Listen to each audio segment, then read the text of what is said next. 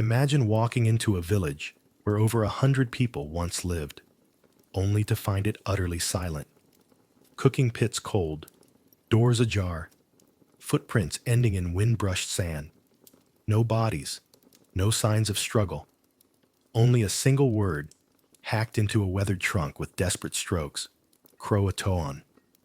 The bark curls like a torn page, and the message feels less like a clue than a heartbeat cut short.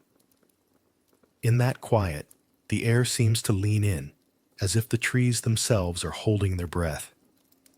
Now bring it closer. What if your entire neighborhood vanished overnight, leaving one cryptic mark where certainty should be? No texts, no goodbye notes, no sirens in the night, just a carved word on a light pole at the end of your street, waiting for you in the gray of morning. You'd walk the sidewalks you know by heart and feel them turn uncertain under your shoes. The lawn sprinklers hiss, the mailboxes gape open, and somewhere a wind chime taps a slow, indifferent rhythm, a familiar world, gently rearranged into a riddle. This is the riddle that has endured for more than 4 centuries, the Lost Colony of Roanoke. Tonight, we'll let the mystery breathe. We'll hold the word CROATOAN up to the light and turn it, listening for every echo it throws back across the water. You'll hear the voices that once filled this place with the small music of ordinary life. Bread breaking, infants murmuring, tools ringing against timber, and sense the undertow that pulled those voices from the shore. We won't chase answers with noise or force. We'll trace possibilities with patience, step by careful step, until a pattern begins to emerge. So let's slip gently backward to the late 16th century, when the world's edges were jagged and bright. Picture England under Elizabeth. Crowded docks and tar-thick air, pennants snapping above decks, maps smudged with guesses. Ambition tastes like salt on the tongue. The ocean promises wealth, glory, escape. Across the Atlantic, a narrow island waits behind a screen of pines and dunes, the surf stitching and unstitching the sand, the sky vast and unjudging. In that meeting of hunger and horizon, a settlement takes root, fragile as a candle in a doorway. And from that flame, one word, one absence, and a question that refuses to fade. The air over Elizabethan England tastes of smoke and salt. Down by the Thames, tar warms on the ribs of new ships, and the varnish gleams like wet amber. Rope creaks against bollards. Gulls wheel and scold over heaps of cod. Coopers' hammers ring out a steady, practical music as staves are teased into barrels. You can feel the weight of damp wool on shoulders and the chafe of rough linen at the neck. Smell the charcoal and pine pitch that never quite leaves your clothes. At the water's edge, the language of risk is spoken in murmurs and ledgers, shares, cargoes, reckonings. And beneath it all, the ancient breath of the tide draws the city quietly inward and then releases it again. On the docks, a crowd presses in to watch crews heave casks aboard. Pennants twitch, colors bright against a pewter sky. The masts are a small forest bristling above the quay. Sailcloth lies in pale folds, heavy with the day's damp, and when the sailmaker drags his palm across it, a dusty hiss rises, like a whisper of weather yet to come. Everyone here carries a little map in their mind. Some hope that the lines beyond the horizon can be made to behave. The Queen's name rides the wind with a crackle, and somewhere in the tally of prophets and the gossip of courts, there's a fever that smells like cinnamon and iron, the thought of gold. Cast off, the river takes the hull, and with a shiver that travels through timbers into bone, the ship slides into the estuary. Men lean into capstans. Ropes snap free and coil like sleeping serpents. Out past the last muddy flats, The ocean unfurls in long pewter sheets, and the ship begins to speak. A wooden language of groans, knocks, and soft animal sighs as the sea tests every joint. The deck pitches gently, then more decisively. Boots learn the new grammar of balance. Salt dampens hair and beards. Lips chap, fingers crack along old scars. The rigging hums a thin song. At night, when the watch turns low, and the world is reduced to water and stars, the sails fill with an invisible hand and softly drum, like a distant, patient heart. Days braid together. A sailor's world is reduced to textures: the sticky pull of molasses, the clean bite of citrus, the splintery rail polished by countless palms. Buckets sway. The cook's ladle knocks the pot on the beat of every swell. The hold exhales a layered smell: grain, resin, sweat, salt meat that settles at the back of the throat. The wind shifts from companion to test and back again. And when a squall smears the horizon, the sky comes down low enough to touch. Then, as abruptly, the world opens. A clean blue wind, gulls arriving like punctuation, and a traveling pod of porpoises stitching gray arcs across the bow. One evening, the sea is a flat piece of slate, and the west is ragged with cloud.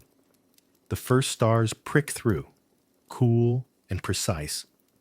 Somewhere aft, a man hums the fragment of a hymn. Forward, a boy fingers a small token on a string, a coin rubbed thin by worry and hope. The voyage is an argument with distance, and the ship, planked, tarred, alive, keeps winning it one patient mile at a time. Land does not announce itself with trumpets so much as with smell. Before the lookout cries, there's a shift in the air. Wet greenery, a note of resin and loam, the ghost of flowers you cannot yet name. Then the dark ribbon appears, low on the line where sea meets sky. Then the pale hulls of dunes. Then, as morning rises, an edge of pine. The Atlantic light sharpens, metallic and generous. As the ship comes in on a long, careful tack, the surf begins its work, rolling, shouldering, spreading white lace along the shore. Each breaker speaks the same sentence in a new tone. The longboat scrapes sand. Your boots find a beach that gives and holds at once, cool beneath a thin crust warmed by sun. The wind tastes kinder here, sifted through needles and grass. Beyond the dunes, a stand of live oak leans into the weather as though listening. There's birdsong in a pattern you can't yet parse. Quick flares, liquid whistles, dry trills like knucklebones clicking. In the underbrush, something moves with a careful economy. Fox, perhaps, or a raccoon. Smaller lives keeping their counsel. Step farther, and the forest gathers around you. Pine trunks rise in straight columned ranks, bark furrowed deep. Palmetto fans shiver. The air under the canopy is cooler by a degree you feel on your wrists, where the skin is thin. Sunlight falls in gold coins that move with the breeze, a chapel of shifting circles.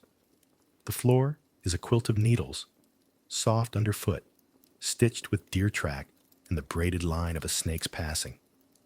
Resin beads at a fresh cut and glows like honey. When the wind freshens, the crowns answer with a long, soothing breath. The unknown here is not empty. It is crowded with detail, ready to be read. Night returns with its own grammar. Over the outer banks, the sky is so wide the stars seem near enough to gather. The Milky Way lies like salt spilled across black stone. The ocean keeps time with a constant, muffled thunder. And between waves, there is a pause, brief and exact, where you can hear the sand settling and the faint rustle of grass at the edge of the dunes. Far inland, Frogs stitch a green thread through the dark. Fireflies lift and dim, small lanterns in an invisible hand. The boundary between the world you left and the one you've entered is not a line, but a tide that moves through you. At first light, the shape of the coast clarifies. Long, slender islands guarding the sounds like a string of low-slung shields. Water braided in channels that shine like pewter. The marsh breathes a sweet, damp smell. Egrets tiptoe, grave and white, along its seams. Every direction suggests a route and a question. There are no fences to measure courage against, no familiar lanes to turn down by habit. The only maps that hold are the ones you make with your feet, your memory, and your trust in the day's weather. In this hush, a settlement begins, almost by accident. A spade bites into sandy soil. A stake goes down with the comforting report of wood meeting earth. The first shelters rise with more hope than symmetry. Planks fitted, chinks stuffed with moss. Doorways faced to take the wind's mercy. Smoke climbs in a blue ribbon and smells of pine cones and bread. A bucket is lowered into a shallow well. The rope runs warm across a calloused palm. Names are spoken aloud to teach the land how to hold them. Someone keeps a tally of nails. Someone else counts heartbeats between distant flashes of heat lightning, measuring the sky the way another might measure grain. If you pause and listen, the colony has a sound. Hatchets in a measured rhythm. The laugh of water against pilings. A child's high question floating and then fading. The hush of hands smoothing a table plank. The forest listens back. Beyond the clearings, trails thread away into a knowledge older than your arrival. Rivers that remember rains you have not seen. Groves that keep their own calendars. You are an edge pressed against another edge, learning how to fit without tearing. Here, where charts end and stories begin, Roanoke takes a tentative breath. It is a fragile shape in a generous landscape, a new word tested on the tongue. For now, there is light in the windows and a pale track through the grass to the water. For now, there is a promise that what is planted will take. The ocean breathes, the pines breathe, and the settlement, small as a held candle, lifts its thin flame to the wind. John White keeps his pencils in a roll of oiled cloth, each one sharpened to a different purpose. Bone-thin for rigging, broad and soft for shadow, a stout stub for the hard, bright edge of sunlight on a hull. He learned long ago that a picture will sometimes confess more quickly than a memory. And so on restless nights in Roanoke, he spreads his paper on the table, lays a hand to keep the page from curling in the damp, and draws the life he is trying to prove into being.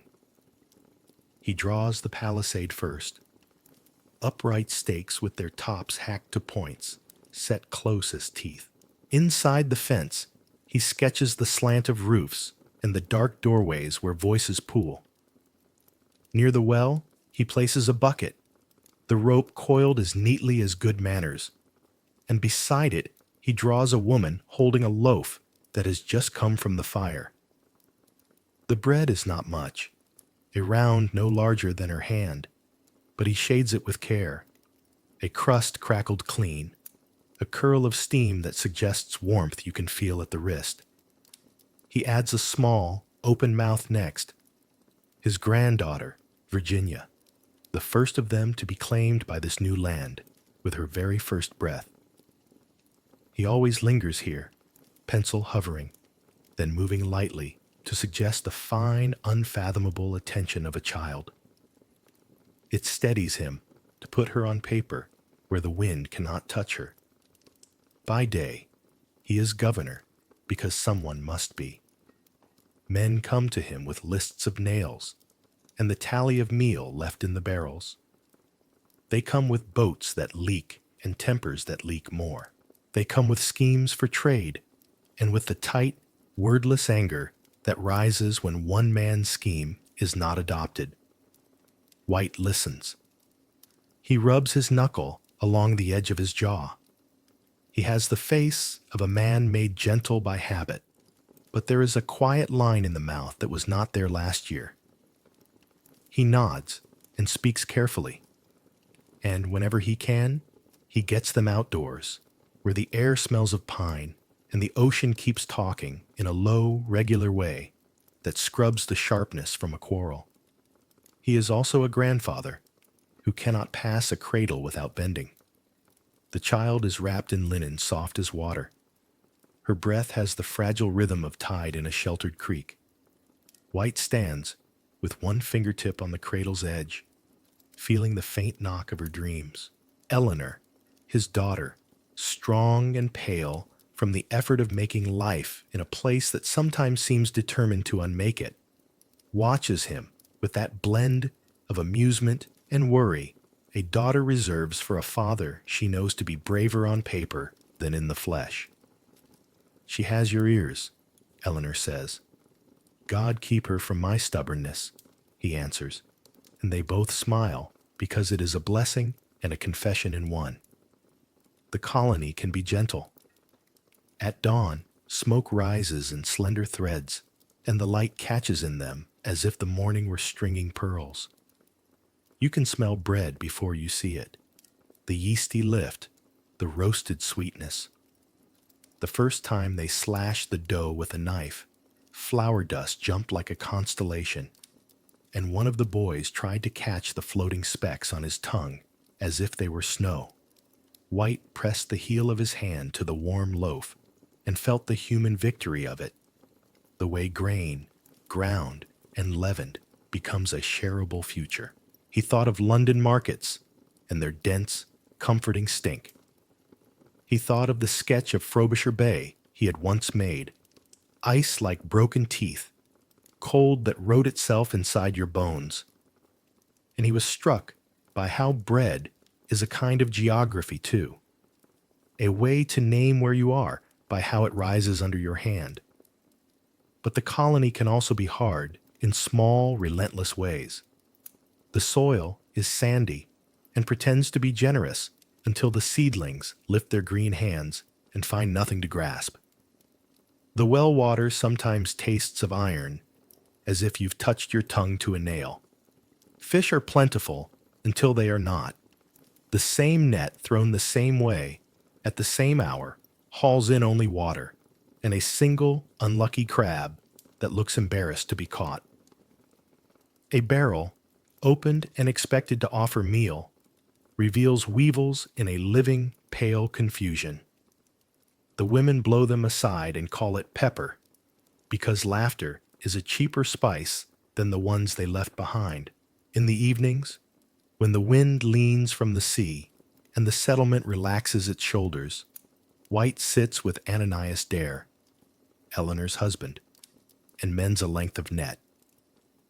Ananias is a practical man with wrists like rope and a quiet, concentrated temper that has saved the colony from foolishness more than once. They work knot by knot, the net softening with use, the mesh teaching their hands a kind of patience that does not show up in speeches. If we had one more boat, Ananias says, not for the first time. If we had one more bag of seed. If, White agrees, because he knows the word can be a bridge or a cliff, and most days it feels like both. There are good neighbors here, men whose names he is still practicing into familiarity, women whose kindness has a steadiness he would like to sketch but never can. There are also neighbors who look at the tall trees beyond the palisade and imagine only threats. The forest itself is a presence with moods, solemn at noon, whispering and amused at night, full of birds White does not know how to name. In the margins of his paper, he tries to catch them, the soft bellies, the needle beaks, and he writes the closest English words he can find beside each. His drawings are his arguments in favor of measured attention. See, we are not alone, and that need not be a warning. He knows that patience is not the same as safety. Sometimes smoke rises where it should not. A thin plume inland that a man can half persuade himself is only a trick of light. Sometimes the dogs bark at all the wrong hours, and their voices braid into a thought the mind refuses to finish. Sometimes a child comes running with a shell cupped in both hands, a miracle of spiral and mother of pearl, and White feels a gratitude so fierce it almost buckles his knees. It is all of a piece, fear and thanks, hard work and thin joy, a life held together by stubbornness, and the way people lean toward one another when the wind gets up.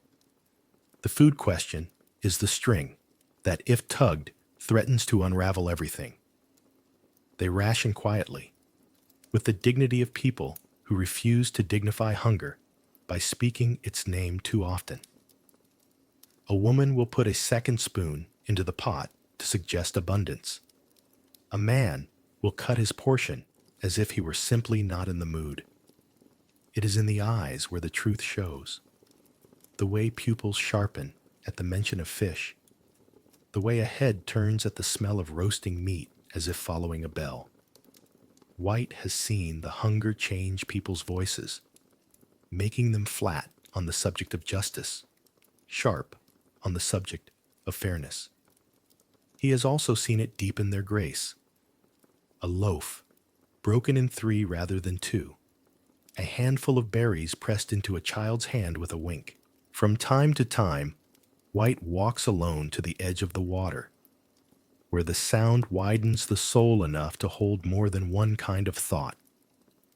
He keeps a small notebook for words and numbers and brings the oiled roll of pencils for the rest. He draws the curve of the beach and the way the tide writes and rewrites the shore in patient cursive. He draws fish he hopes to catch and fish he has only been told about, labeling each with care. Sheep's head, drum, mullet. He draws the face of the man who told him those names. Copper skin, like worn leather, hair plaited and tied. He notes the tilt of the man's chin when he says a word that means friend, and then, in another context, a word that means watch. The 2 words share a syllable and a tone he cannot perfectly hear. He draws them both as best he can. He thinks, more than he admits, about the people whose land this is. He understands pride when he sees it. He too is proud enough to travel an ocean for the chance to be right. And he recognizes that pride is a poor negotiator when food is short. He asks himself if the English are guests here, and answers yes. And then he asks himself if they are also invaders, and answers the same. On paper, he puts both answers side by side and draws a small child between them to see if the space narrows at all. It does not. The picture looks back at him with Virginia's calm. The choice comes as choices usually do, not as a clean fork in a bright road, but as a series of small steps that add up to a cliff's edge. The Spanish are at sea like hornets. There is talk of war in every mouth, even this far from London. Supplies are low. Storms have their own schedules and little respect for human need. If White can cross back to England, he can make the case with his drawings, with lists and measurements, with the small, persuasive weight of a grandfather's grief held in check. If he stays, he is here to steady hands and settle quarrels and count barrels by lamplight until the numbers make a shape like survival. At night, he runs both futures all the way through. In one, he stays. He imagines hauling a net with Ananias under a fat dawn, the lead line bumping the bottom, the cork line bobbing and ringing with the promise of full hands. He imagines stores that do not deepen, storms that do, the slow, pinching arithmetic of days reduced to their bare bones. He sees the way hunger can turn a good man inward like a fist. He pictures the moment when his granddaughter would be old enough to ask a question he could not honor with an answer. In the other future, he leaves. He sees the ocean as a long gray sentence he must read all the way to the full stop of London. He sees decks slick with spray, sails that slap and fill, the slow churn of weeks measured in sunsets. He imagines himself at court, awkward, earnest, stubborn, laying out drawings like proof that the colony is real and therefore deserves rescue. He sees himself returned in triumph to a settlement made stronger by his absence. He knows how neat imagination can be. Between those visions lies the truth he cannot draw, that the ship might not come back when he needs it to, that weather and war are poor partners in a plan. He takes up his pencil and sets it down and takes it up again, a man rehearsing a future that will not rehearse with him. Eleanor watches him at the table, in the one good hour between flame and ash. "If you go," she says, "come back." She says it lightly, as if men were always doing as they were told, and the ocean were a pond a person could skip across. White smiles because he wants to honor the courage of that sentence, and because he doesn't yet know how not to. When the bread is good, everything else is easier. On the morning they bake with a jar of yeast that has not yet grown sluggish, the whole settlement stands a little taller.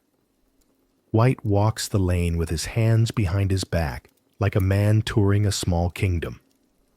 He pauses at the oven, where the woman with the steady hands performs her ritual. Turn, tap, listen. The crust speaks if you know the language. It tells her if the middle is still damp, or if heat has built the invisible lattice that will hold the crumb. She cracks one open and steam rolls out, carrying a promise.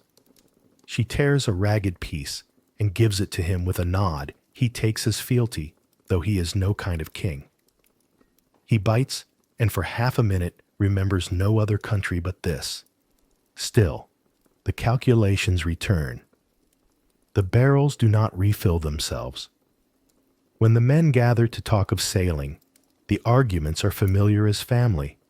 Who commands? Who stays? Who risks? Someone says the word, abandon, and the air freezes around it. White hears the word too, and feels the same sting, but he knows the difference between leaving and leaving behind. He explains it as carefully as he draws a finch. To go is not to forsake, he says. To go is to fetch. He says it again, and this time to himself, tasting it for pride and finding only fear. He announces his decision the way a man carries a candle through a crowded room. He is careful of other people's hands, other people's hair. He is careful of his own shadow. Some faces relax, some tighten. Ananias stares at the ground for a full minute, as if the earth might offer a better plan. Eleanor touches the back of her neck, where a stray lock of hair has escaped, and then lets her hand fall to her side. Later, in the privacy of their small house, they speak the words that people use to keep from drowning. Soon, certain, sure. None of those words know the coast or the wind, but in the moment, they are a raft. On his last evening before the attempt, White holds Virginia longer than he should. Babies are an argument against certainty. They change while you watch. He studies the small creases at her wrists, the kind that look like bracelets drawn in milk. He notes the way her mouth forms a perfect O at nothing, and the way her eyes find light as if they have their own compass. He bends close enough to smell the warm, bready scent that new life carries like a flag. He places his palm over the small rise and fall of her chest and whispers something he does not remember later. Perhaps a prayer. Perhaps an inventory of promises no man can make on water. The next morning, the boat kisses the surf and then fights it. White looks back because he cannot not, and sees the palisade simplified by distance into a line, the roofs into a row of small hats. He sees three figures, Eleanor, straight and still, Ananias, a hand raised not as farewell but as statement, and, in Eleanor's arms, a small bundle that is the weight of a world.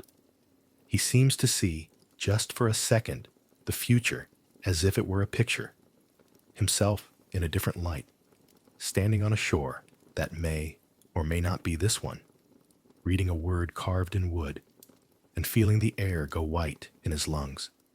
He does not yet know the word. He rows. The sea accepts them, as the sea accepts everything, without comment, with rules. The ship's deck is a world of ropes and requests. Men shout to one another and become smaller against the hard geometry of canvas and spar. Days begin to peel away, each one with a slightly different temperament. White notes them in his book as if he were recording weather and not his own patience. He draws where he can, coastlines imagined and then refused, fish faithful to a latitude, the particular sulk of a squall. He can feel the pull behind him, a thread running from his breastbone to a small house in a clearing, in a wood, in a place that will not keep still in his mind. He wraps the thread around the safe peg of later and keeps his balance as the ship convinces the horizon to move. Back in the clearing, the colony continues with the humility that is the other face of courage. Bread is broken. Nets are repaired. Stories are told that make unease lie down for an hour. Eleanor stands in the door and lets the night wash her. She listens for a sound that will tell her something useful. The frogs offer only philosophy, and the ocean offers persistence. She squares her shoulders like her father, and then, unlike him, knows exactly what to do with an infant in the dark. She sings. White will remember this part with a precision that keeps him awake many nights to come. The warmth of the bread that last morning, the particular way Virginia's eyelids fluttered, the taste of salt and ash when the wind turned, the way Eleanor's hand lifted, only a little, as if to catch a sentence before it broke. He will remember, because he is built to remember. He will draw it, because he is built to draw. And when he is asked, as he will be asked, whether he did right to leave, he will tell the truth, the only way he knows how. He will lay out his careful pages, fish and birds, maps and faces, a loaf torn open, and hope that in the sum of them a stranger can see what he saw. A people poised between hunger and hope, a grandfather walking backward toward a ship so that he can keep his eyes on the child who is for a full minute his whole country. The colony breathes in rhythm with its neighbors, though neither side ever quite agrees on the tempo. On some mornings, the path between the palisade and the trees is crowded with gifts that are not called gifts. A woven basket of maize set down in a patch of sun, a string of fish left where the palmettos thin, a length of reed flute that someone has tuned to the secret pitch of evening. On other mornings, the same path is empty, and the empty is as eloquent as a warning drum. Trust here is grown like corn, mounded carefully, watered daily, then threatened by weather no one controls. The people of the coast know this place by names that fit its bends and moods. They know where the water is brackish and where it sweetens, which creeks are only pretending to be friendly, where the wind carries a bite no cloud can account for. They are at home in a calendar that speaks with more voices than the English almanacs. Frog choirs for rain, the tilt of heron wings for luck, a particular heat that sits low on the chest as a sign fish are running. When they step into the clearing, they bring that knowledge with them, and the English feel the evening grow more legible just by their standing there. First meetings had been a choreography of caution, hands displayed, palms open, bows enough to admit the other's dignity without surrendering your own. Words that stumble, then stick, then miracle, mean something recognizable. There are moments of grace the way there are openings in cloud, brief and revealing. One man shows another how to press a kernel into the mound, how to nestle fish offal beside it so the earth will have reason to give back. Another man shows how to cut a plank cleanly with a saw, the tooth music satisfying, the board's fragrant energy released. The sharing is practical first, then ceremonial almost. The older women watch with the tolerant amusement of people who have seen more than one experiment in neighborliness and know they all require mending. White is at his best on these days. He stands a little apart, not to make himself important, but to widen his seeing. He draws a hand as it demonstrates a knot, the curve of the wrist telling a story of rivers and canoes, and the weight of nets lifted again and again until muscle finds a wisdom it refuses to forget. He draws a face set like a good pot, burnished and sure, the corners of the mouth turned not up or down, but inward toward patience. When he is invited to draw a child, he makes a small show of asking permission of the child, and the child, recognizing being recognized, beams in a way that shortens the distance between two languages to the length of a laugh. But fear is a fast teacher, and both sides enroll without meaning to.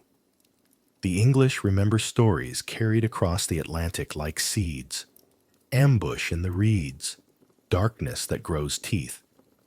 The coastal people remember stories carried on the wind from farther north, iron that bites farther than an arrow will fly, fire that leaps from stick to roof to sky, sickness with no visible mouth that still consumes, misunderstandings, which in London are inconveniences, here smell faintly of smoke. A gesture meant as compliment is read as command, a silence that in one tongue signifies attention, in another is a held breath before refusal. The women knit these small frictions into warnings and tie them somewhere easy to reach. A trade goes wrong. An English boy, 16 and too full of the currency of his own cleverness, tries to bargain for more than the price of a pot will bear. On the third back and forth, he lifts the pot a finger's breadth, just enough to say mine, and the air changes temperature by a degree he feels behind his eyes. The owner takes it back with a quick, precise motion, the kind you use to rescue a child's hand from fire, and the boy hears, in a language he does not speak, a sentence he understands perfectly. What we share is not yours to claim. That evening, the boy does not boast. He coils rope neatly until the habit calms him. There are days when both communities behave like good neighbors who know how to keep their fences in repair. The English make a steady show of their manners. Bread offered, hands chalked with flour, faces open to the embassy of new arrivals. The women lay out shells that catch the light. They thread small beads onto a strand and tie it around a wrist that has hauled nets in two different seas. In return, a figure appears at the edge of the clearing with a bark tray, a pile of persimmons warmed by the sun, a fan of fish cleaned and laid out with the sharp, clean logic of the knife still in the hand that did the work. People find themselves smiling at the quality of the exchange. It is not the goods, but the gesture that eases them. Then there are days when absence speaks louder than presence. A path that yesterday bore the sweet bruise of many feet is untroubled as silk today. The English feel the kind of quiet that moves in before a storm and tidy themselves as if politeness could appease weather. Children are called closer. The men check the palisade where it leans and argue whether its strength is in the points on top or in the habit of standing together behind them. The dogs lie with their heads on their paws, ears pricked. Everyone feels watched without malice, as you are watched by the ocean, measured, weighed, found not dangerous enough to be fought, not interesting enough to be pursued. Hunger is the worst diplomat. It makes every offer sound like a trick and every refusal like a threat. When the fishing goes thin and the gardens sulk, even wise men talk louder. An English woman slices her portion in half and calls it good. A soldier counts arrows and then counts them again and is embarrassed by the arithmetic. The coastal people have their own calculations. Fields beyond the English sight line, stores laid by with stubborn generational discipline. The elders measure the weather in a field's memory. Last year's dryness tucked under today's damp, like a letter under a mat. They are polite to the strangers and thoughtful about the stranger's appetite.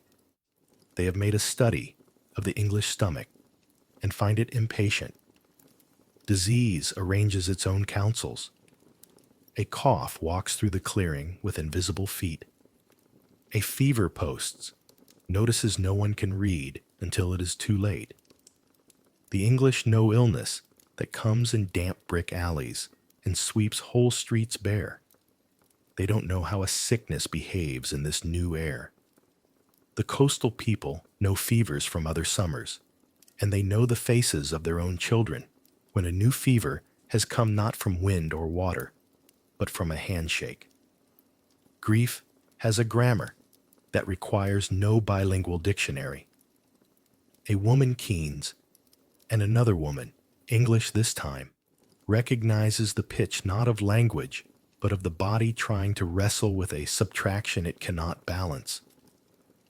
For a while, both communities speak softer and look longer at one another, as if a cure might be made from attention. Within the palisade, life sorts itself into small nations with borders that bleed into each other. There are the working hands, the carpenters and coopers and men who can coax fire from sullen wood when the rain has been laughing at them all day. Their talk is bolts and bevels and how a joint feels when it has been persuaded into honesty. Beside them move the soldiers, young and keen to demonstrate a usefulness big enough to justify every ounce of iron on their belts.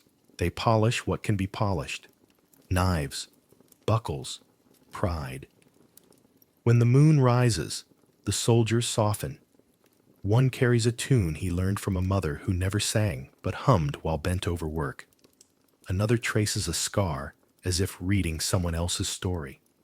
They are not unkind, only built to look for threats with an eagerness that sometimes mistakes shadow for substance.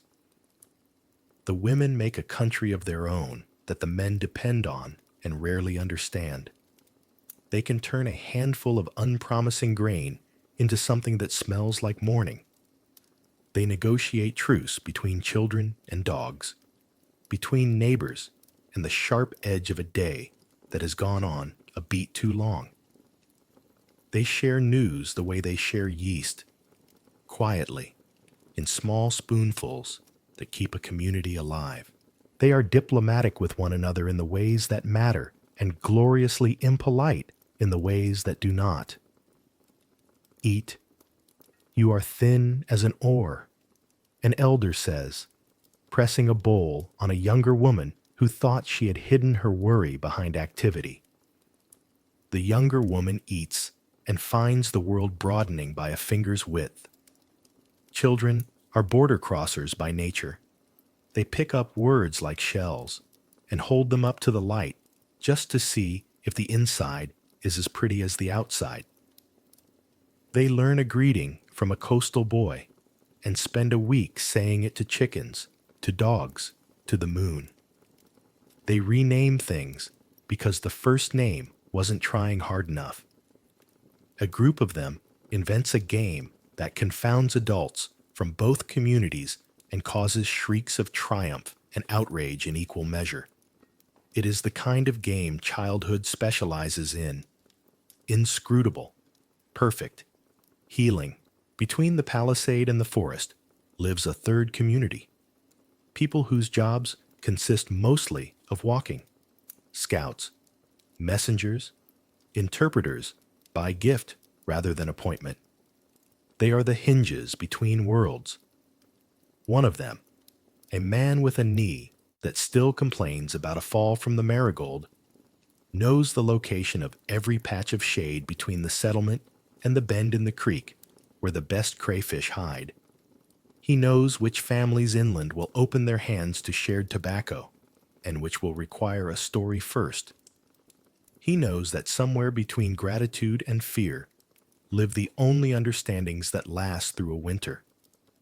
At night, he sleeps on his side, with one boot still on, as if the road were a jealous companion he can't quite bear to disappoint. And then there is the ghost nation, the people the English brought with them without meaning to.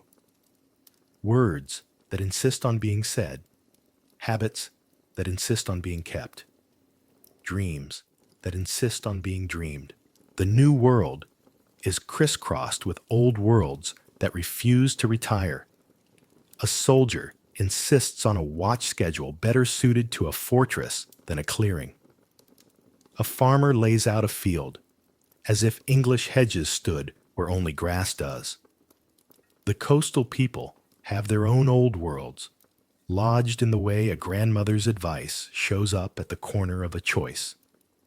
The difference, perhaps, is that their old worlds have learned to share space with water and wind that change their minds 3 times before noon. Now and then, the two peoples do something truly brave. They borrow one another's fear. An English mother, seeing a child stand too near the fire, reaches out and pulls him back with the calloused authority of her station. She looks up to see a coastal woman watching with the exact same alarm arranged differently on her face. The two women smile in the way women do when they agree about fire and children and the impossible work of keeping both alive. Later, when a canoe noses up gently at the rough dock, the English men stand back a pace and let the women walk down first.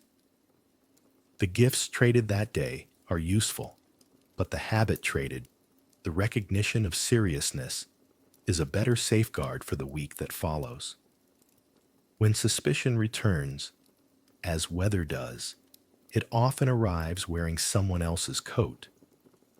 A rumor comes down the beach, lean and quick. A distant village saw smoke where smoke should not be. A coastal hunter found a stake with an English mark in a place that feels private to him. A child spoke a name that does not belong in her mouth. The rumor is fed by hunger and loses weight as it runs until it is all sharp bone. The English answer by counting arrows and nails again. The coastal elders answer by sending a boy to watch the watching. For a few days, paths cross less. Even the dogs keep their tails lower. Still, the pattern repeats.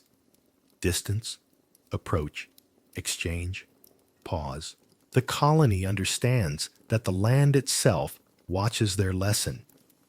You can feel it in the way the marsh breathes at dusk, in the way the herons pretend indifference while taking attendance. If a man stands by the water and pays attention long enough, he can hear the sound of a canoe moving upstream, a soft arithmetic of dip and draw, dip and draw, even when the canoe is hidden by the bend. He can hear, in that patient stitching of water, the argument made by people who belong. We were here yesterday. We are here today. We will be here tomorrow. The English answer with their own patient verb, build. Hard months press down.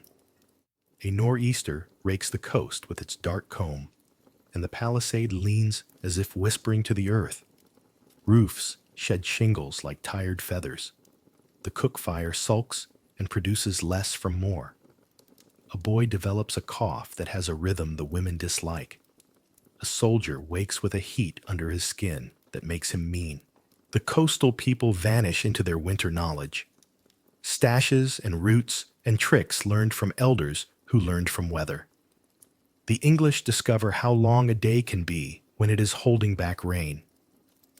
In the hard weather, kindness becomes a kind of intelligence. A man who cannot spare a cup of meal still finds he can spare a story. He tells one that bends gently toward laughter, not because the situation deserves laughter, but because the people do.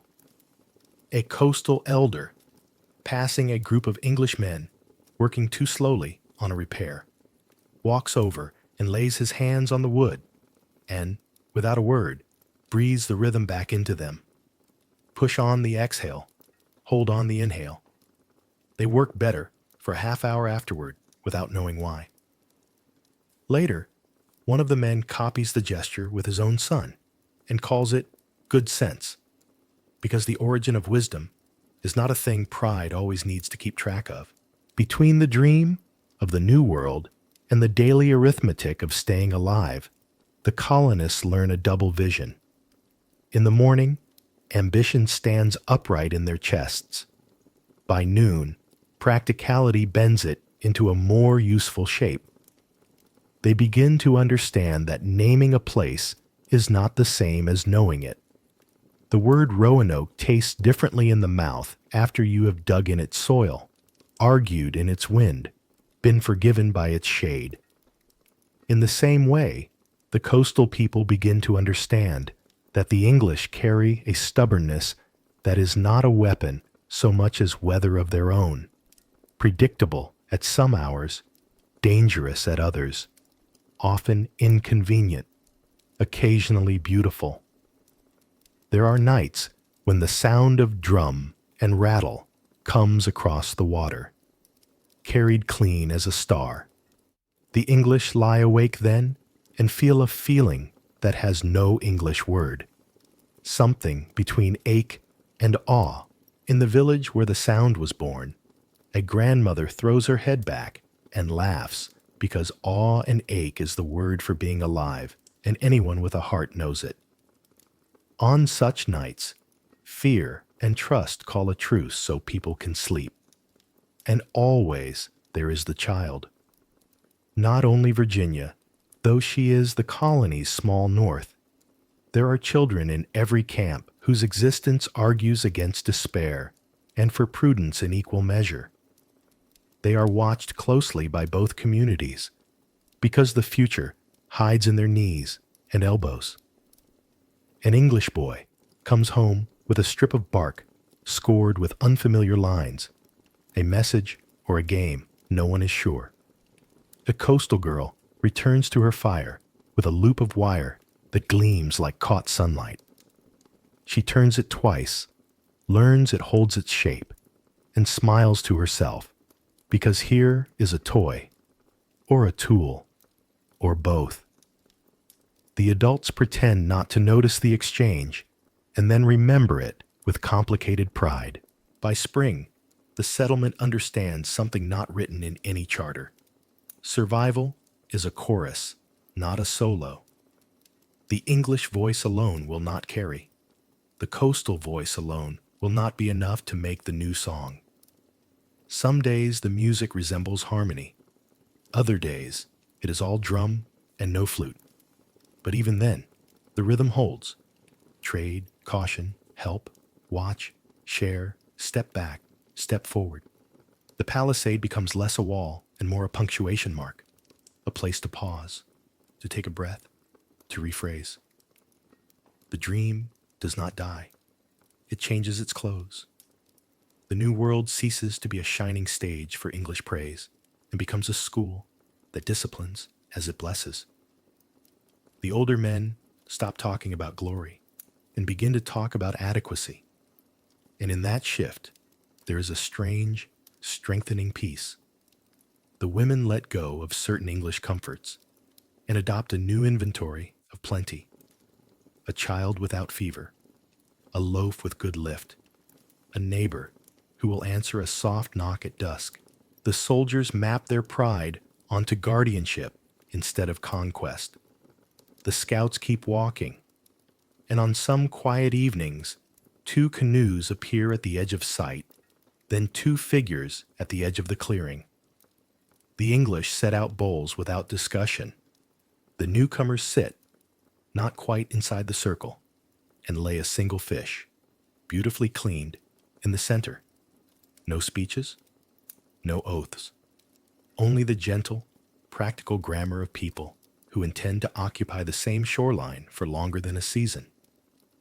The sun leans, the marsh breathes, the dogs sigh. Children watch with the respectful greed of those who have learned hunger's parts of speech. What the moment means is not decided that night, or the next, and perhaps not at all. But in the ledger that matters, a mark is made. Here, briefly, we recognized one another and behaved accordingly. This is the social weather of Roanoke, clouding and clearing, spitting and shining, teaching the settlement that their dream is not a flag to be planted, but a muscle to be trained. Between fear and trust, between want and generosity, between the story they brought and the story they are stepping into, they learn how to stand. It is not triumph, and it is not failure. It is the ordinary heroism of breathing in a place that has not yet decided whether to keep you. History, when it is young, likes to imagine itself as a noble procession. Flags, charters, gleaming armor, a queen who signs, and a map that blossoms outward with tidy confidence. But the late 16th century was less a procession than a jostle. Ambition, elbowing fear, faith bargaining with profit, and England, new to the ocean's larger arithmetic, measuring itself against an empire that had already counted half the world in Spanish. If you stand far enough back, you can see Roanoke not as a single fragile clearing on a shifting island, but as one tile in a mosaic of rivalry. England's bid to escape the long shadow of Spain. Spain's ships, heavy with silver from the Americas, moved like traveling treasuries across the Atlantic. Seville's ledgers swelled. Spanish harbors smelled of pitch and coin. England's coffers, by comparison, were a cupboard with good intentions. What England had was nerve. Ships built for nimbleness. A cadre of sea dogs who read weather the way lawyers read wills. And a monarch whose caution never quite stifled her appetite for advantage. Under Elizabeth, the state learned how to outsource boldness. Privateering patents transformed piracy into policy, allowing men in good standing to snap up Spanish cargo and call it service. The ocean became not just a route, but a chessboard. Each shoal a piece, each cape a gambit. Sir Walter Raleigh stepped into this theater with the confidence of someone who could hold 2 futures in his head at once. A poet's England, where glory spoke in Alexandrines, and a merchant's England, where glory could be packed in barrels and unloaded on a gray morning. His patent to discover and occupy lands not already possessed by any Christian prince was legal poetry with sharp teeth. Find a harbor on the edge of Spain's American highway, plant an English presence there, and you gain 3 things at once: a forward base for privateers, a thumb on the scales of imperial competition, and the first bricks of something like a nation.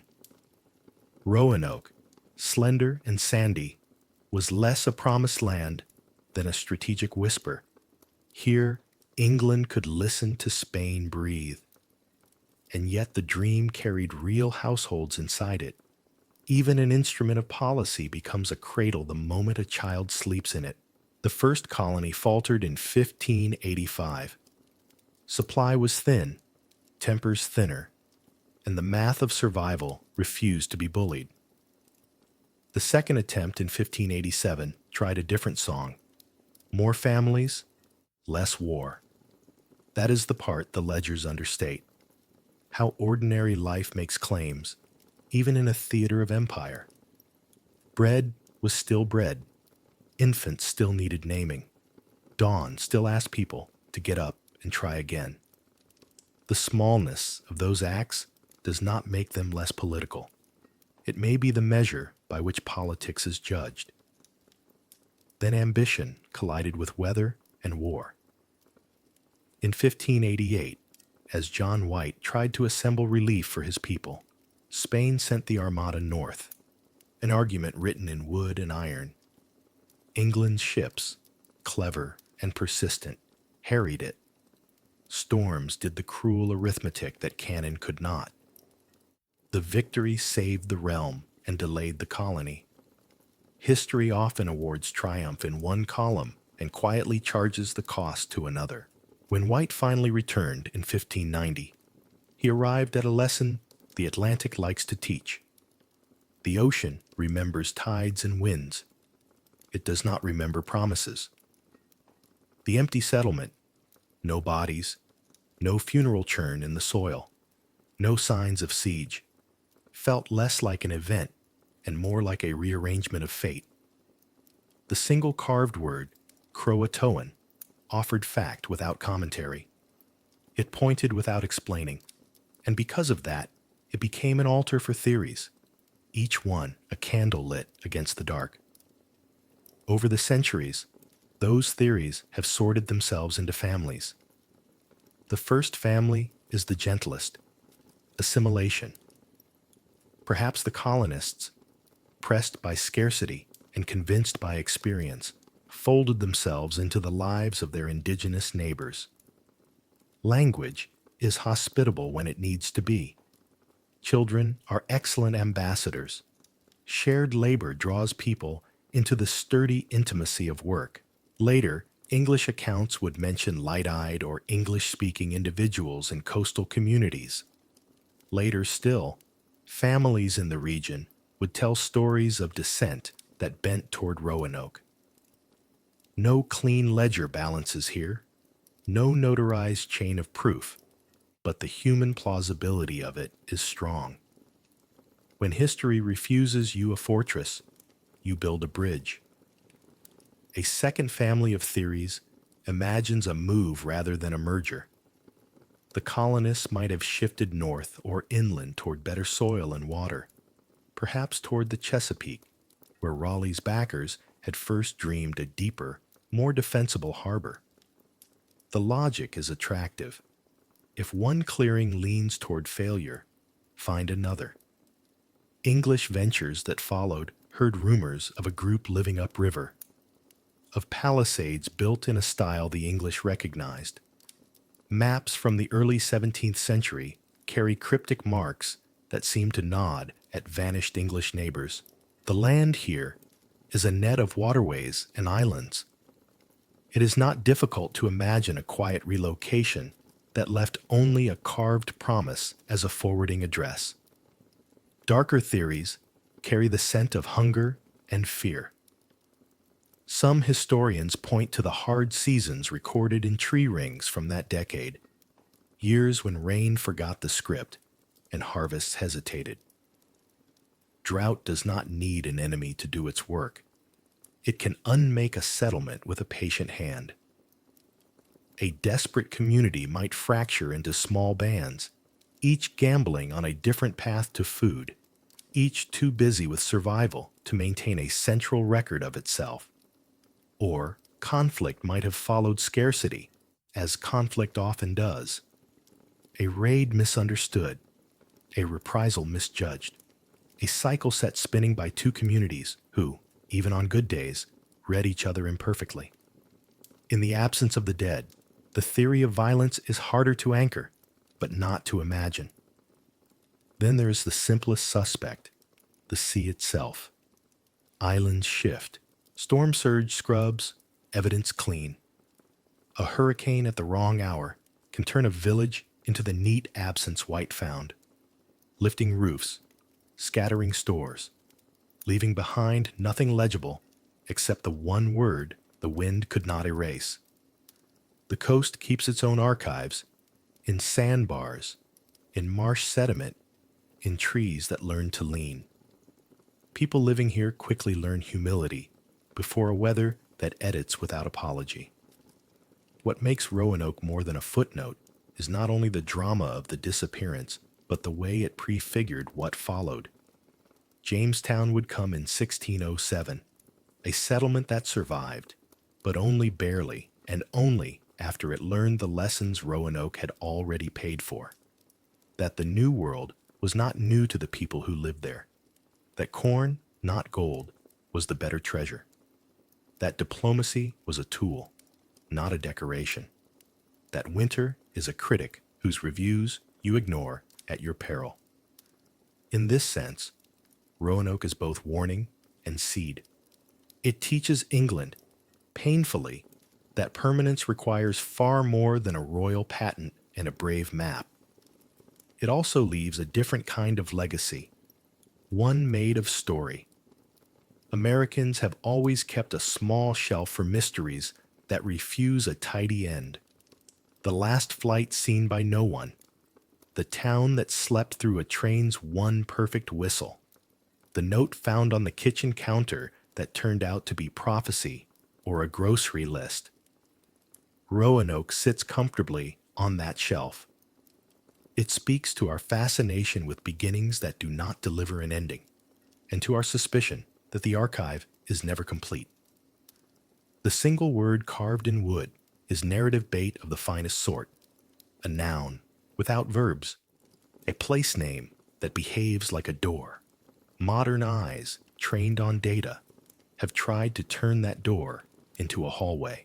Archaeologists have chased faint trails, European metal in indigenous sites where it should not be, shards of pottery that speak with the wrong accent, a sign on an old map that might be a fort and might be a symbol that the map maker invented to please a patron.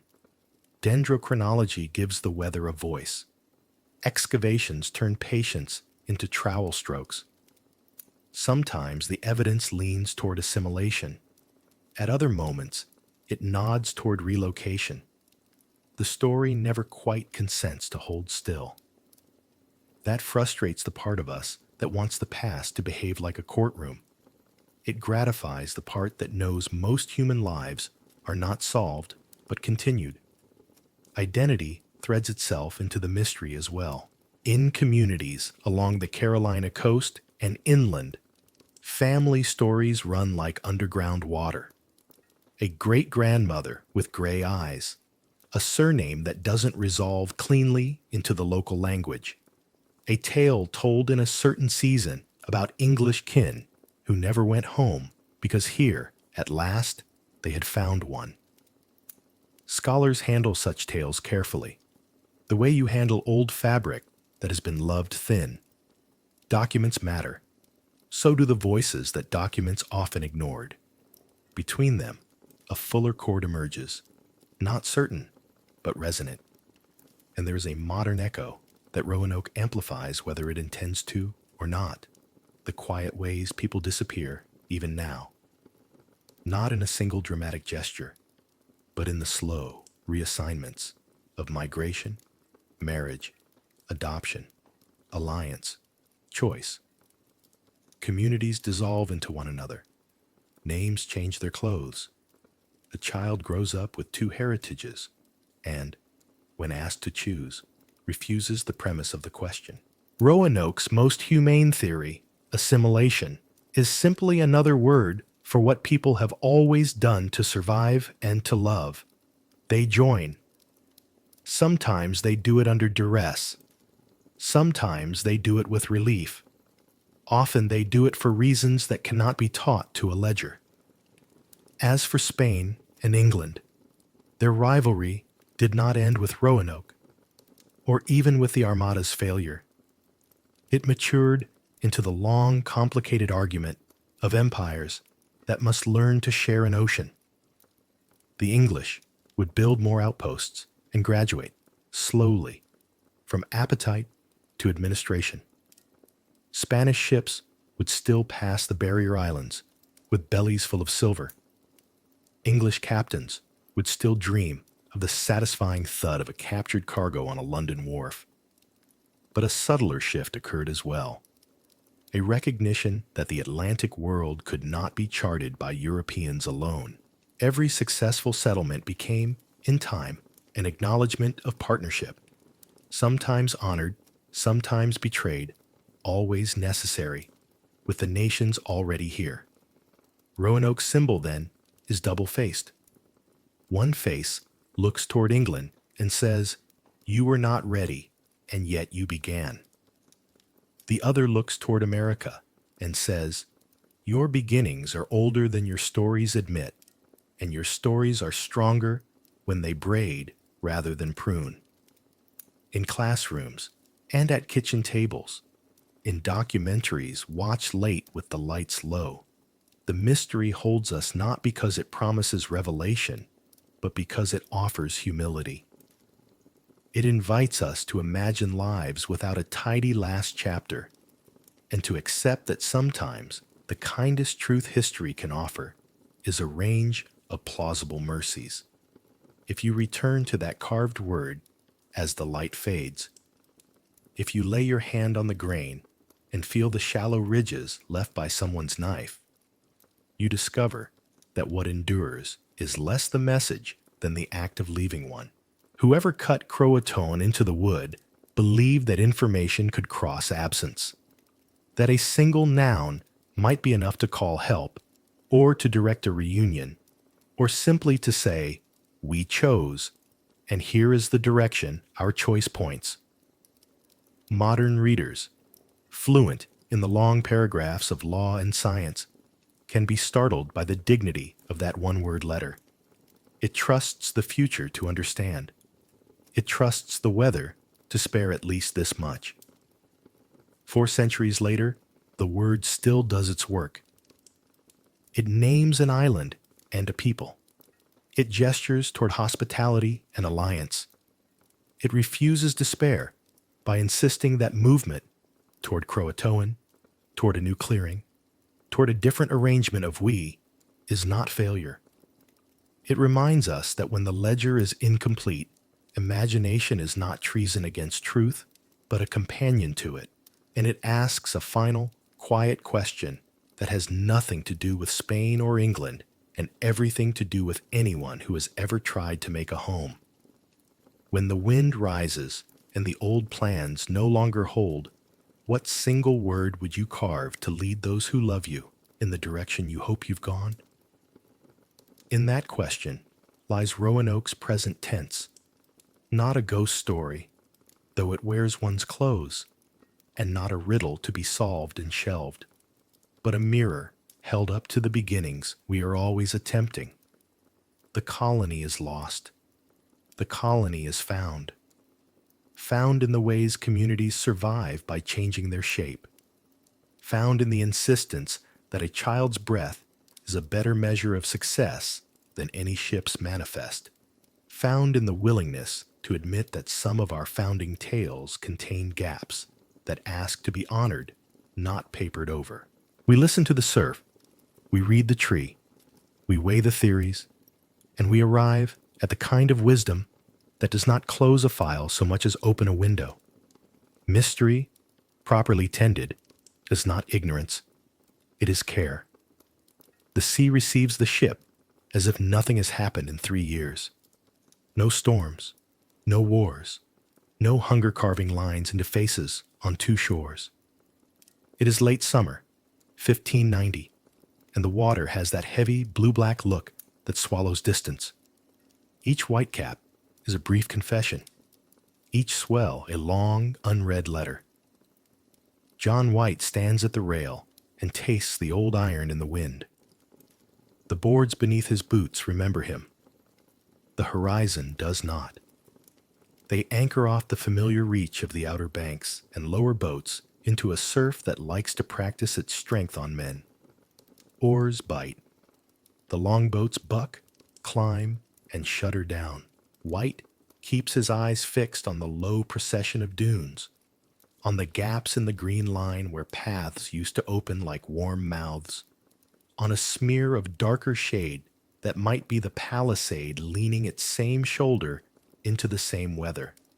Around him, the men work in the efficient silence of people who have made too many hard landings. Every splash is a drumbeat struck with a wet hand. The beach receives them first with sand, cool under the thin crust of heat, and then with absence. No dogs bark. No child's shriek kneeling suddenly into laughter. No drift of smoke making a thin handwriting in the sky. The only sound is the ocean talking to itself, saying the same line again and again in slightly different tones.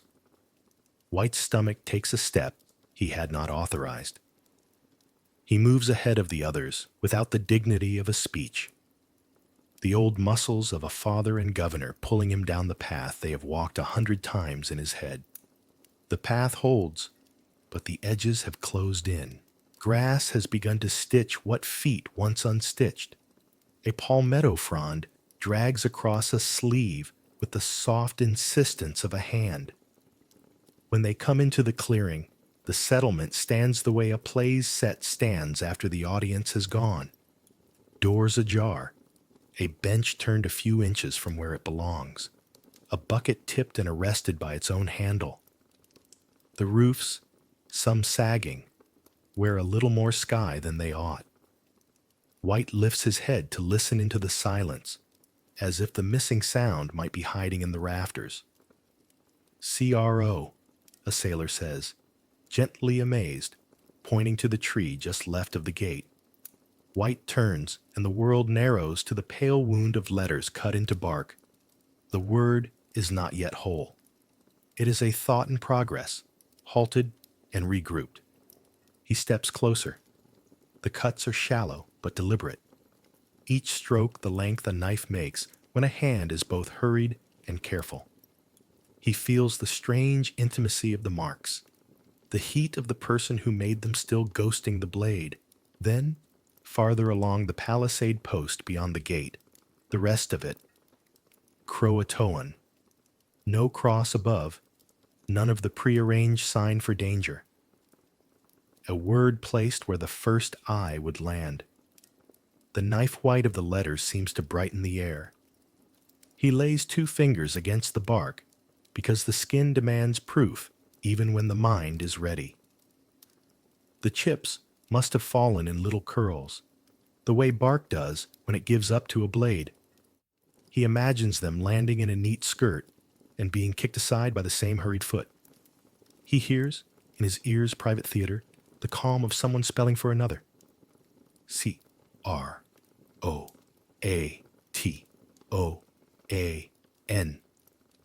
It is a place and a direction and a prayer disguised as a note. He lifts his hand away, slowly, as if he were leaving a stand of candles in a chapel. "Look," another voice says from the doorway of a house. Inside, flattened dust where chests stood, a shelf with a curve of ash that might once have been a bowl.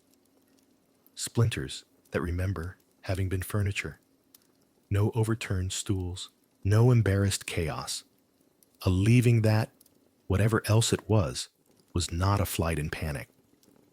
They move through the houses with a gentleness that feels like trespass.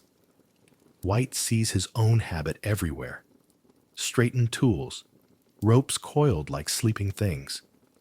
In his daughter's small room, there is the square of cleaner wall where a cloth once hung, and above the cradle, a faint line rubbed by a hand that soothed the same place again and again. He cannot make his fingers behave. He reaches and does not touch, because there is nothing to touch except air and a memory that shies. Outside, a soldier kicks softly at a narrow trench and pauses. Garden, he says unnecessarily. The mounds, once proud, have papered down. Weeds have come with their modest, democratic triumph. At the well, someone finds a bucket, waterless and stubborn. Its rope has been cut with neat economy, not gnawed by time or panic. The men speak to one another, in low voices, fit for churches and sick rooms. White walks as if he were still drawing, eyes gathering, hand opening and closing absently on nothing. He is governor enough to understand procedure. They search for signs beyond signs, crosses carved for distress, marks for direction, anything that would turn this from a riddle into a letter. They find none. He is grandfather enough to dream beyond evidence. He sees, entire, a convoy of people he loves moving steadily south, human pace, the small comforts of neighborly talk carried like water. He hears Eleanor saying the word, CROATOAN, with the patient authority she used whenever the baby's fear wandered into her voice. He sees Virginia's head lifted at the sound of gulls and the glitter of a beach she will claim without asking for permission, because children are native to the present tense. The men tug at his attention with practicalities. Sir, one says, bringing him a small thing found in the dust, a bead, the kind the English use to bribe the eye into joy. He rolls it in his palm and gives it back because the meaning of beads has changed while he was away. Sir, another says from the palisade, gesture cutting the air like a careful knife. Tracks older than weather can be certain of, probably from months before. A gate braced against wind, not against war. White nods and instructs them, because instructions guard the soul against useless damage. He sends a party to the shore to see the state of the boats that were left. He orders a sweep inland to the old meeting places, where paths cross at the angle of habit. When the scouts return at dusk, they have the same report the houses gave. Absence tidied into order. No bodies, no ash heaps fat with sorrow. The boats are gone. But the way one rope was cut brings to mind a coil thrown over a shoulder rather than a desperate slice. Men have been here with tools and time and the right to decide. The light slants. The marsh gives out its evening breath. The palisade throws long ribs of shadow across the clearing.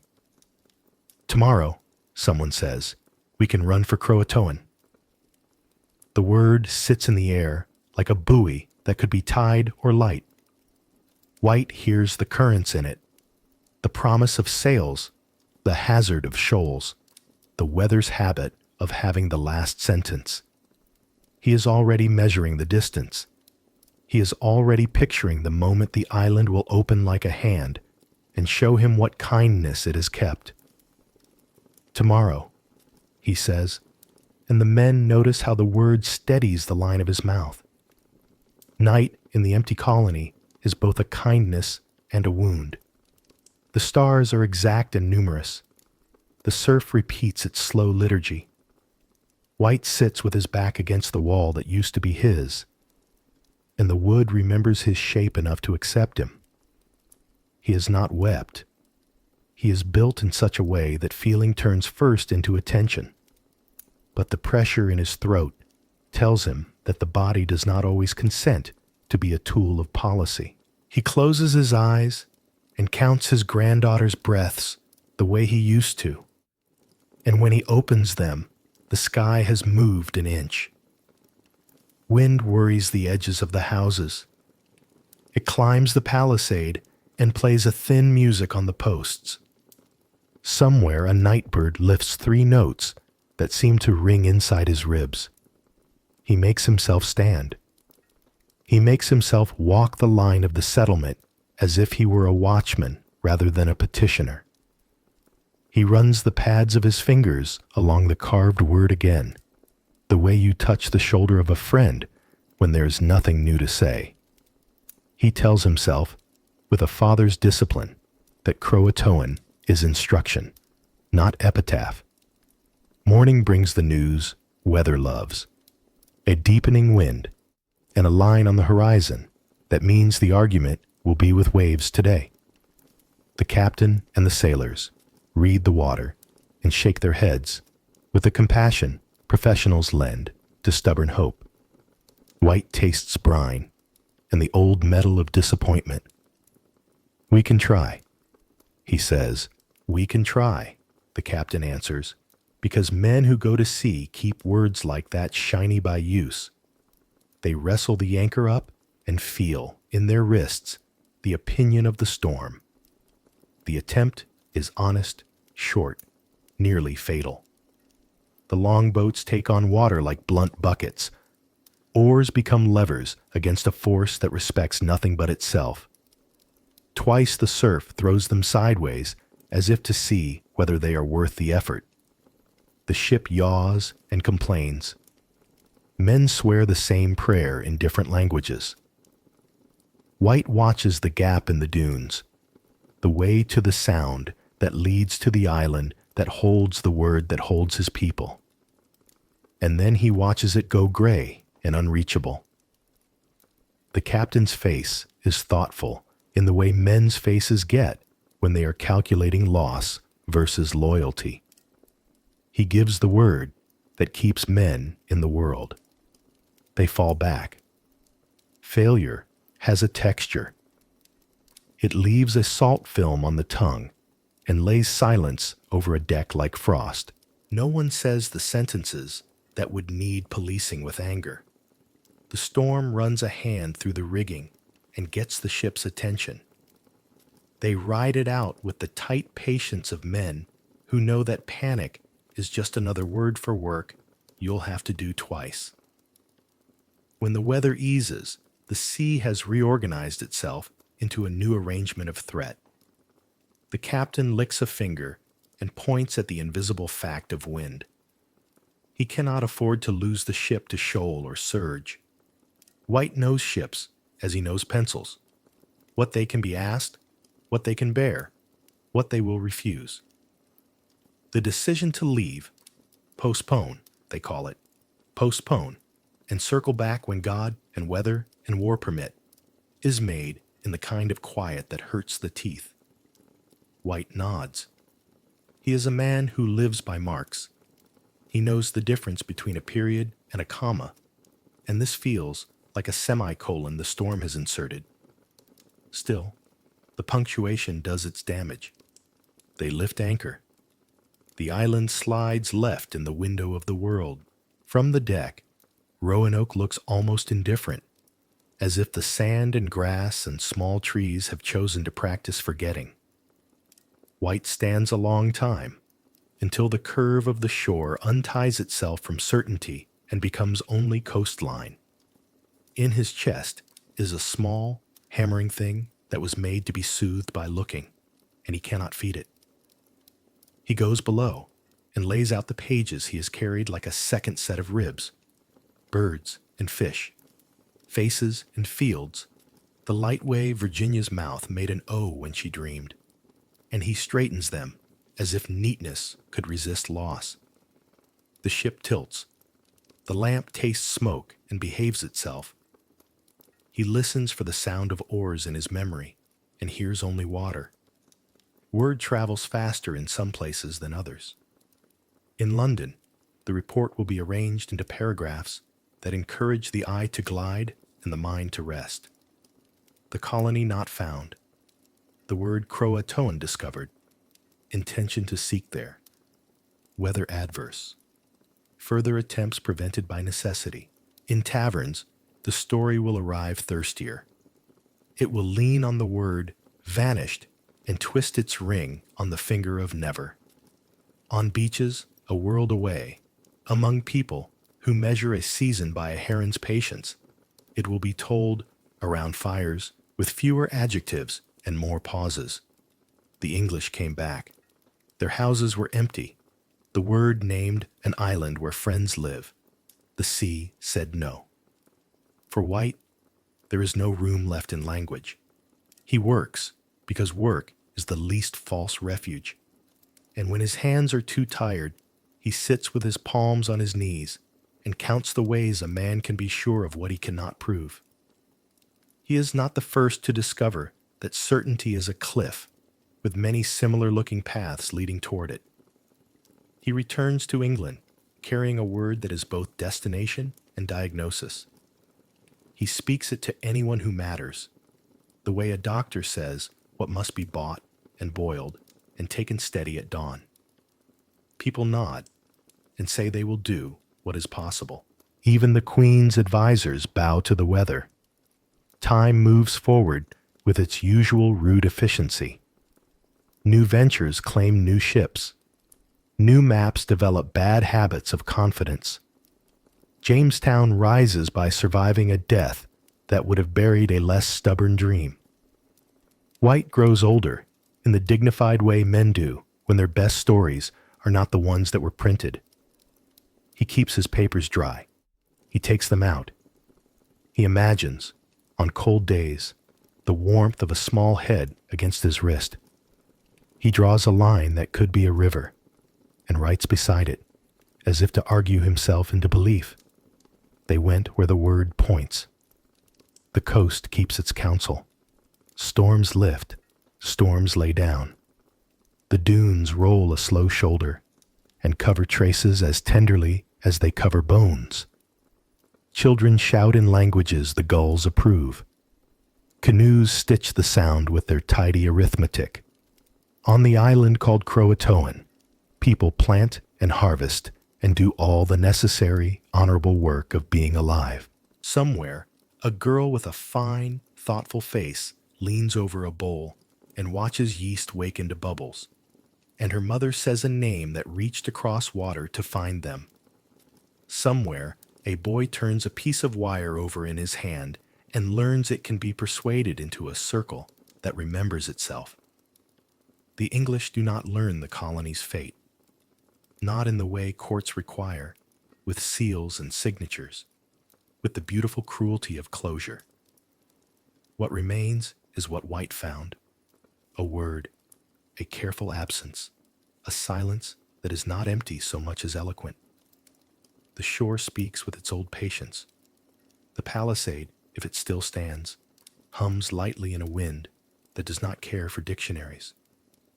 At dusk, the marsh breathes as it has always breathed, and the stars rehearse their old, precise play. People keep coming to this story because it is shaped like so many of our own. A beginning we can draw, a middle we can imagine, an end withheld because endings, honestly told, are rare. The Lost Colony becomes not only a chapter in an imperial ledger, but a quiet room Americans walk into when they need to remember that their beginnings were uncertain, and their continuities, those stubborn threads linking one hearth to the next, are often made of guesses that turned into love. On certain nights, if you stand where the path meets the beach and hold very still, the wind will lean toward your ear like a patient teacher. It will say, in the shared language of surf and grass, that not knowing is also a form of knowing, that a single word carved in haste can carry a community farther than an armory full of answers. The tide comes up. It rearranges the line where water ends and sand begins. It leaves behind shells that shine like a child's eye when a joke is about to land. It takes away footprints long before it considers taking away the memory of feet. John White dies with pencils still in his oiled roll, and pages that never learned how to become past tense. The ocean continues to speak in declarative sentences. The islands continue to answer with a grammar of weather. The legends walk up and down the coast in shoes that fit them. Assimilation, relocation, hunger, storm, and each leaves a different pattern in the sand. People follow until the evening turns the page. Then they go home. And, as the lights go out, the surf keeps reading out loud the old refrain that carried the colony into mystery and carries it still. Names, directions, silence, breath. CROATOAN. There is a kind of wisdom that only arrives when the noise has run out of breath. Roanoke belongs to that late hour. It sits where effort thins and the world's older rhythms take over. Tide, wind, the slow green insistence of growing things. You can feel, in the quiet shape of its story, how fragile human beginnings are. We plan in verbs.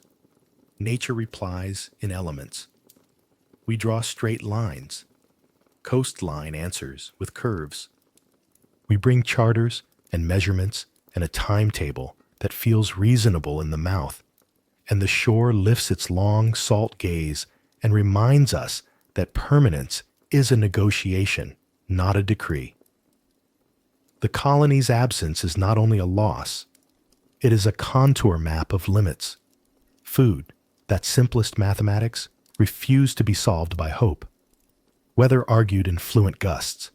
Distance, which looks modest on a map, expanded on the water into its true dimensions. Even friendship, hard-won, practical, real, could not always outtalk fear or hunger or the chronic misunderstandings of new neighbors who have not yet learned one another's silences. Roanoke shows how quickly an idea must learn humility if it wishes to survive, and how often survival asks for a flexibility pride resists. What is tender in us, the baby, the loaf, the story told to soften a night, depends on the kindness of the larger room, and the room does not always remember our names. And yet the story is not unkind. The land did not strike exactly. The sea did not plot. The world behaved as it does. Grasses stitched, storms rehearsed, rivers braided and unbraided their silver arguments. The mistake, if we need one, is ours. We thought the stage would wait. We imagined that intention alone could be architecture. The lesson is gentler and sterner than that. Build, yes, but build with the listening turned all the way on. Name, yes, but learn what was named long before you arrived. Dream, certainly, but let the dream grow knees and shoulders and the good back of a laborer who trusts the weather by watching it. In Roanoke's erased footprints, you can read a second message, not despair, but scale. Against the great page of the Atlantic, our lines are always slender. Against the patient grammar of pine and marsh, our paragraphs require revision. That doesn't render the lines pointless. It makes them precious. It turns a loaf into a ceremony and a child's breath into a kind of liturgy. It encourages the colony we carry inside, our stubborn wish to improve a place by inhabiting it, to practice small, durable mercies, share, mend, ask, listen, try again. The mystery endures because it speaks to two truths that live side by side in us. First, we want answers.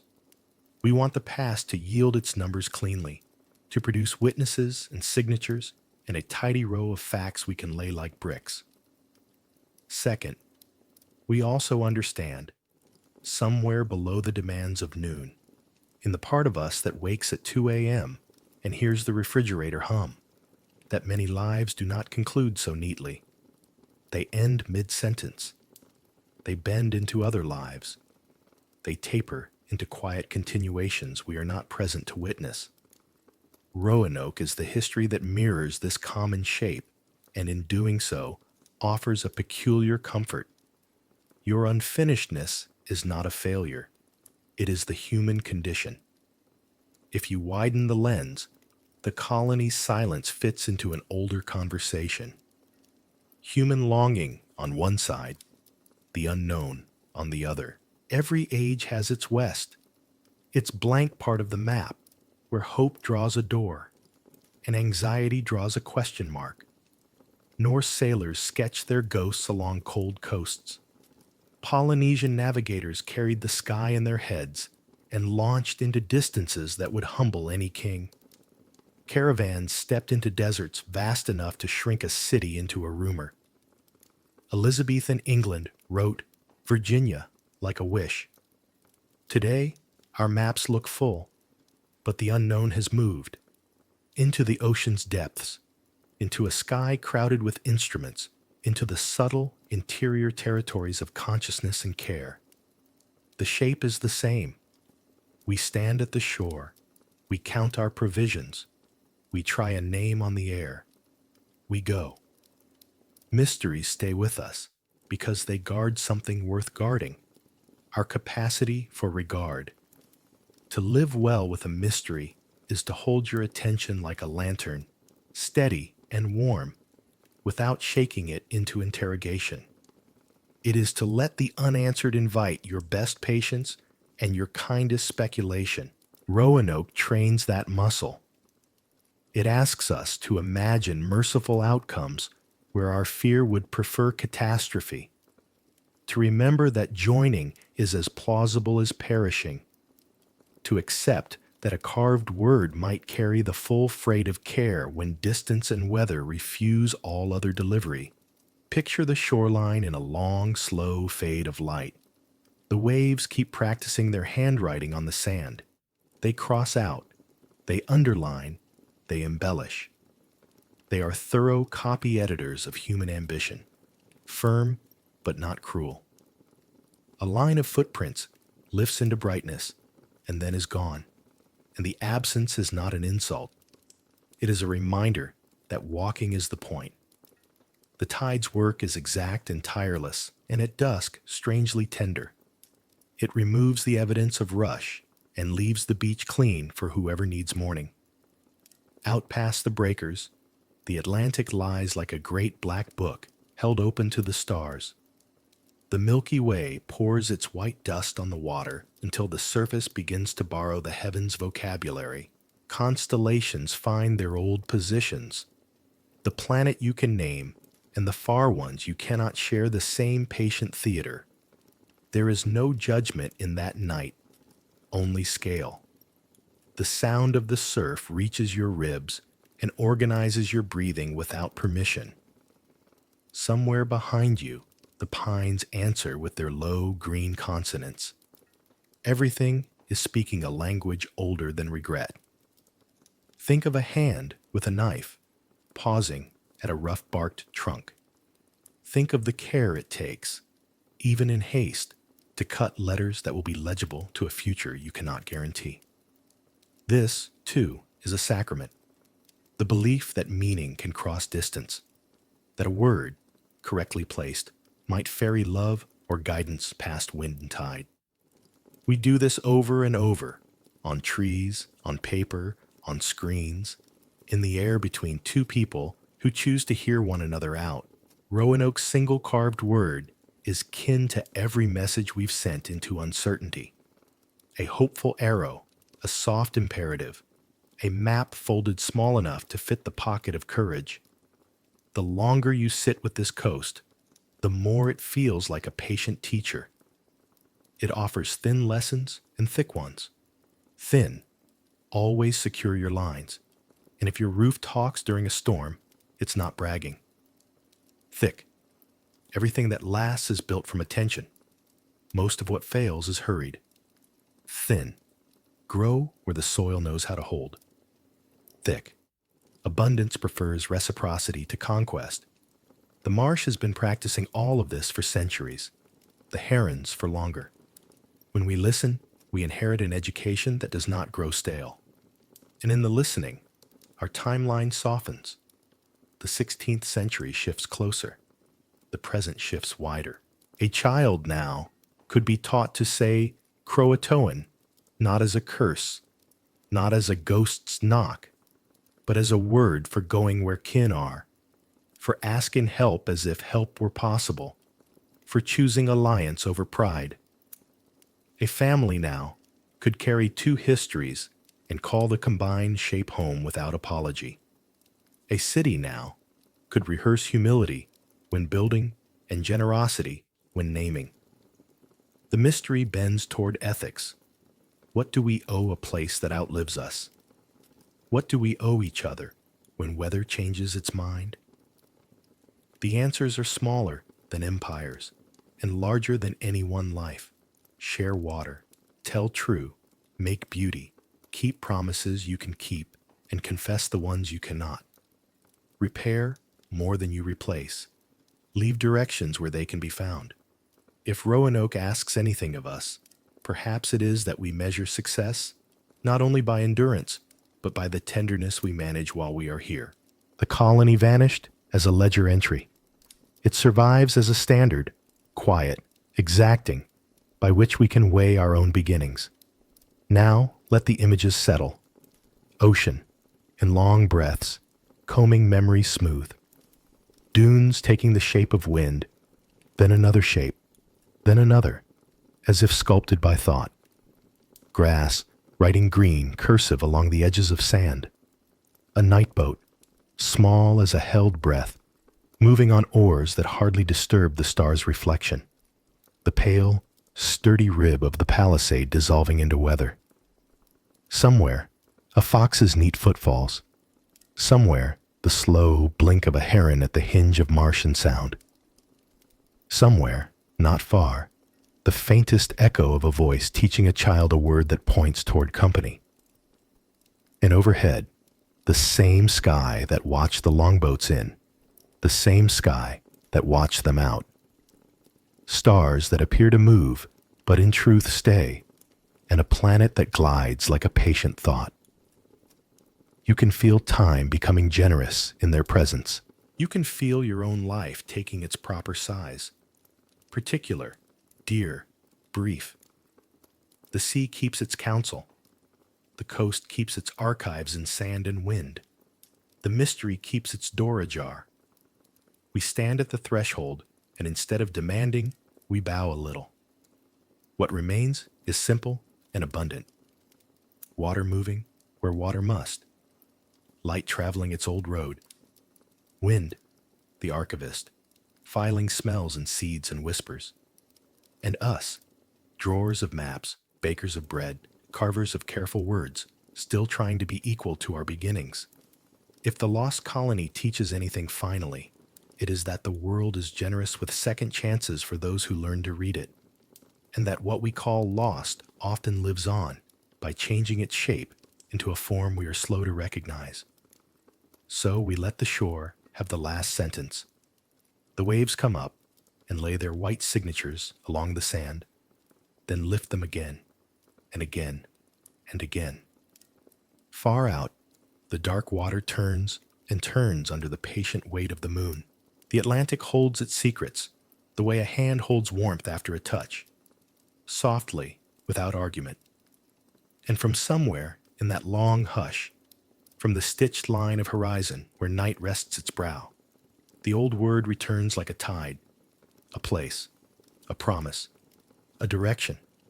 CROATOAN. The settlement rests in its careful emptiness, like a stage waiting for a play that has already ended. Doorways hold their quiet. The path through the grass remembers being walked and then forgets again. In the palisade's pale ribs, the wind finds its soft instrument and plays a low, even note. And there, still bright against the weathered grain, the carved word that turned absence into direction, CROATOAN. It is not a shout. It is a fingertip laid on a map. It is the thought you carry when voices fade. If you listen long enough, the clearing begins to repopulate with memory. A child's laugh lifts and runs between the houses, quick as a sandpiper. A woman taps a loaf, hears the hollow music that means well baked. A net shakes silver in the first light. A name is spoken to teach the day whom to keep. These small sounds do not insist. They arrive like the shadows of clouds, pass, and leave the air a little cooler. The tide, patient and impartial, keeps straightening the shore's long hem.